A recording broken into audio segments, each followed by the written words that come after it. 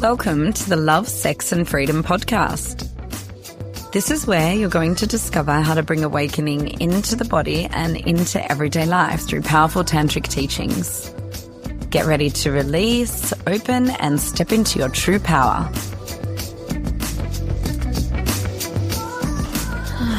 Keeping the eyes closed, staying with yourself in pleasure. And just asking yourself, what is your capacity for pleasure?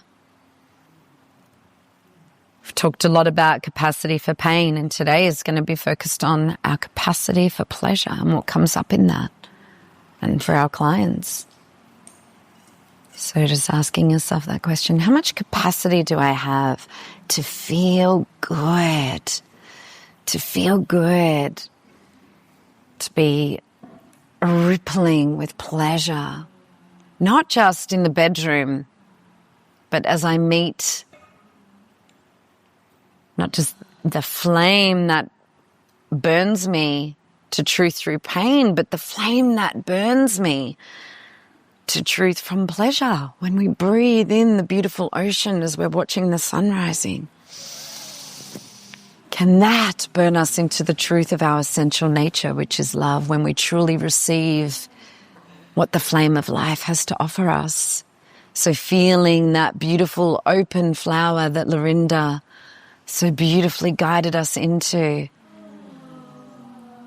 feeling that flower blossoming towards the sun, feeling the pleasure of existence, of the sun shining into us, of the air blowing us into more life, the earth grounding us, beautiful grass and flowers.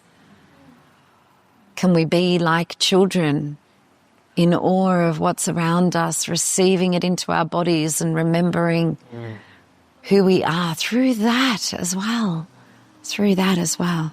Liberation doesn't just come from feeling pain. It also comes from opening to the Eros that is our birthright.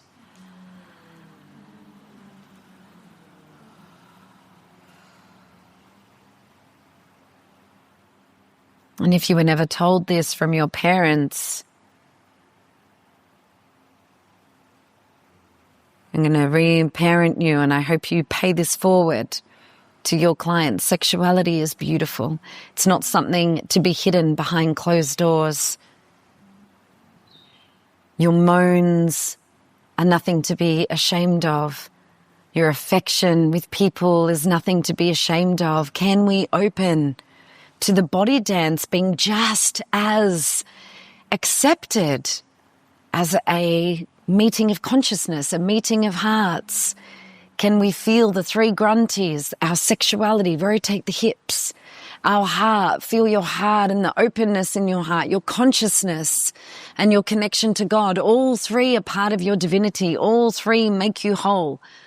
And there is nothing about pure sexuality that can be deemed as negative or something that as a collective we need to be ashamed of.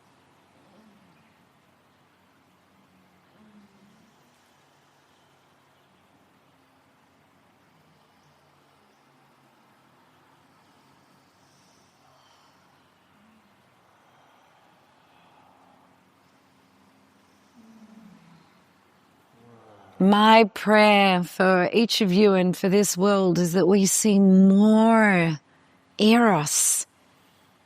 That doesn't mean everyone's fucking in public. It means the Eros of life force that is open to the pleasure that's available in holding a loved one's hands, wrapping our arms around someone, sitting on the earth and feeling the pulse of that molten core moving through us, swimming in the ocean and celebrating the waves, eating food, celebrating that. Can we be in the celebration of pleasure? Can we be in the celebration of affection, of sensuality?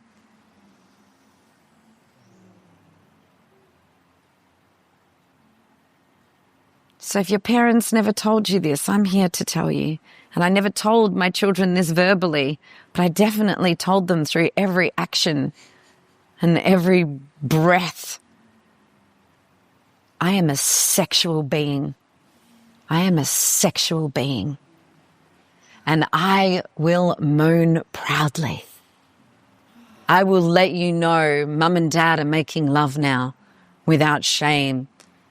I will pash your father when you're there. And maybe you won't like it at times, and I don't care, because you're going to get the imprint that this is okay. And one day you're going to do the same thing. And definitely my daughter did, even through all the ew mums. But she got the message that sexuality is part of this human experience, which ironically meant that she had the freedom to choose to only make love when she was in love. Because we talked about it, she felt it, she experienced it. So opening the eyes, I'm going to go into a bit of a rant. You can hear it, closed eyes or open eyes. What I want to say is that everything that your parents allowed you to see in them is the imprints of what you have is okay and not okay.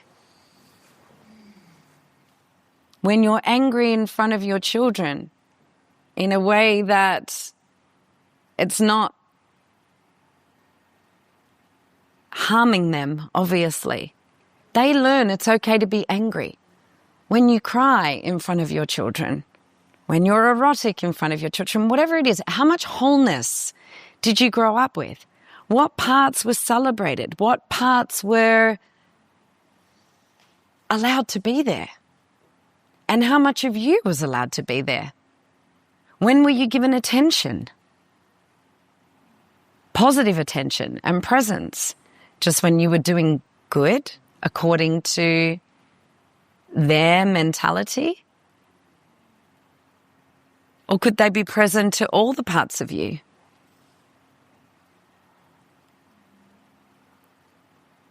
You know, you may have heard me say this before in discourse, but if Chantelle was ever upset and I dared to try to fix her, she would just look at me and she'd be like, I'm allowed to be upset, Mum. I'll be like, thank you for the reminder. And I can sit with my kids and allow them to be in the darkest of moods, and there's a part of me that wants to save, and there's another part that knows it's okay for them to feel this way, right? And it's not about being perfect at this. It's about having all of it there, having your awareness that actually anyone you love, what they need most, you know, people, your partner, your kids, your friends, are good practice for clients. Because what happens when someone is in a fix around you? Can you let them be in a fix, or do you fix the fix? Because trying to fix the fix is going to keep them in a fix, guaranteed, because it's confirming to them that something is wrong. And I'm not saying you never give advice, you never guide. But when emotions are up, that's the time to hold and just to guide deeper and to be there and just be there. And then if they're asking, if they're open to reflections, or if you have something, you ask, are you open to reflection? If you feel like it's going to be helpful. But in the midst of the storm, in the midst of strong emotion, can you be with what's arising in you when what's arising in them is hard for them to be with, so that they can co-regulate with a nervous system that's sovereign and fluid, that is able to be with all aspects of the human experience? Now, the more you love someone, the closer you are to someone, the harder it is, right? So be aware of that, and it's okay.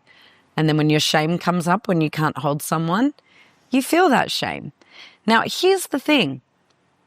Of all of the emotions in the human experience, the one that's paid least attention to And the one that's the most important and the guardian of all the others is what? Shame. Shame is like the guardian of all of our other emotions. So when we receive reflections from people, particularly the ones closest to us, shame is at the door defending. Because we don't know how to feel our shame. And the thing with expanding and feeling shame is like we feel that and then it's like, then we drop the layer. So, I've been talking about primary emotions, secondary emotions, third emotions, and we dive, we're scuba divers. Between the emotion you're most comfortable with and the one that you're least comfortable with is shame.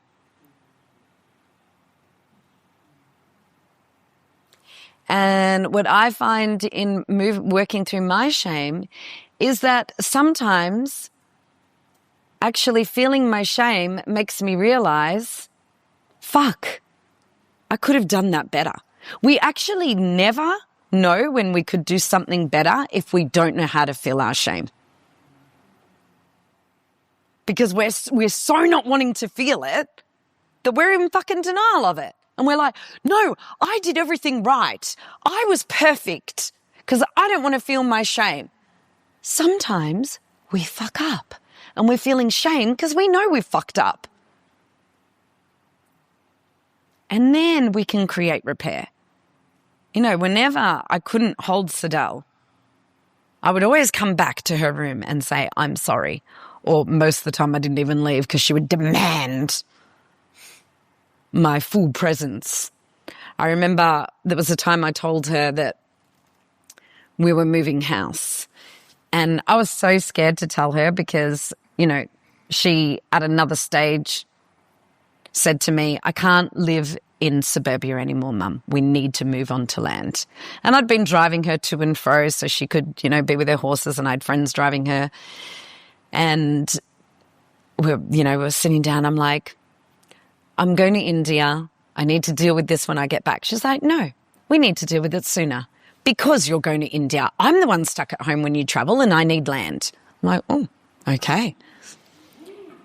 And she was very adamant.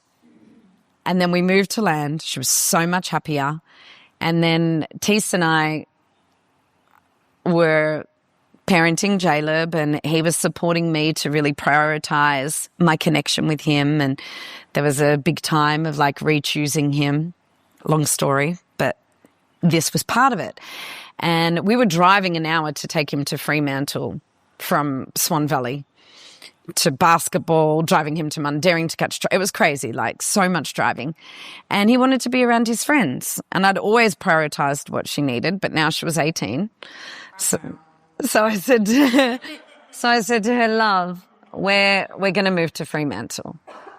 I can't move to Fremantle. I'm like, okay, well, maybe you need to stay in Brigadoon, without me.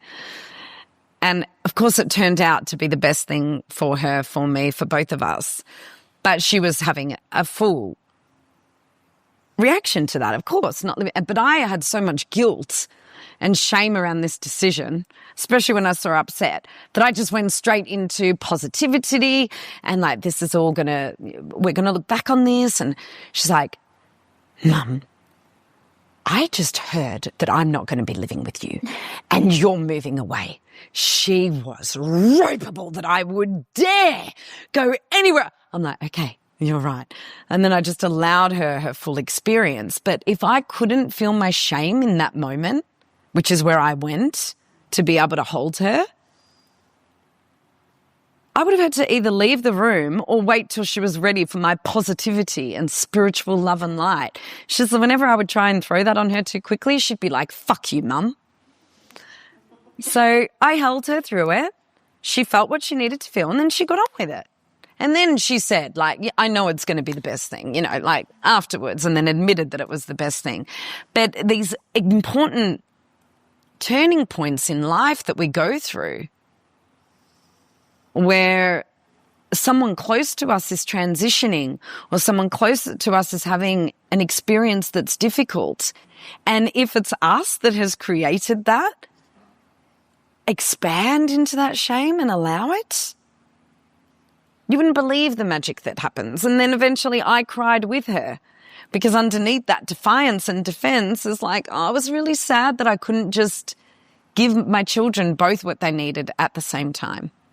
Right? And it doesn't matter that there's the spiritual idea that everything works out in the end. It's like, right here, right now, my baby is in pain. Can I be with the pain in me so that I can fully see her in her pain and go deeper than the shame so that we can have a shared experience right now? Because sharing pain with someone that you love is one of the most beautiful medicinal experiences that you will ever have. And the same with a client.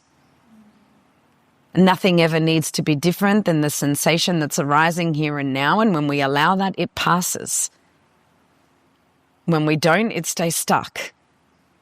And if you're stuck in your own body, if you're not opening to the life force moving through you of whatever this human experience is inviting, your clients are going to stay stuck. I promise you. Thanks for listening to the Love, Sex and Freedom podcast. For more great free resources, in-person and online workshops, and our retreats, find us on Instagram and Facebook at Embodied Awakening Academy or visit embodiedawakeningacademy.com.